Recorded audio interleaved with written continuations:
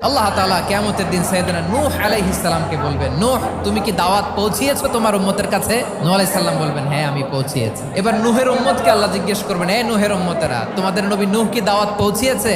নূহের উম্মত বলবে, না আল্লাহ, কোনো দাওয়াতও আমরা পাই নাই, আপনারাও চিনি নাই, জান্নাতও চিনি নাই, জাহান্নামও চিনি নাই। নূহ আলাইহিস সালাম বিপদে পড়ে যাবেন। তখন আল্লাহ বলবেন, নূহ তোমার পক্ষে কোনো সাক্ষী আছে? নূহ আলাইহিস সালাম বলবেন, আছে। কে? উম্মতে মুহাম্মদ। তখন আমরা বলবো, আল্লাহ, আল্লাহর নবী নূহ আলাইহিস সালাম তিনি আপনি যা যা বলেছেন ঠিক তা তার উম্মতের কাছে পৌঁছে দিয়েছে। এবার নূহের উম্মতের সাথে আমাদের ঝগড়া লাগবে। তারা বলবে, তোমরা আসছো আমাদের হাজার হাজার বছর পরে, তোমরা কি করে জানলা? তোমাদের সাক্ষী ধর্তব্য হবে না? আমরা তখন বলবো, আমাদের কোরআনে তোমাদের নবীর নামে আল্লাহ তাআলা একটা সূরা নাজিল করেছেন, সূরাতে নূহ। দিন রাত এক করে তোমাদের কাছে তিনি দাওয়াত পৌঁছেছেন, সব আমরা জানি। আমরা যখন বলবো এই কথা, নূহের উম্মত চুপসে যাবে। তখন আমরা সত্য বলেছি কিনা এটা আল্লাহ তাআলা জানতে চাইবে বিশ্বনবীর কাছে। তখন বিশ্বনবী আমাদের পক্ষে সাক্ষী দিবেন। আওয়াজ করে বলেন, আল্লাহু আকবার।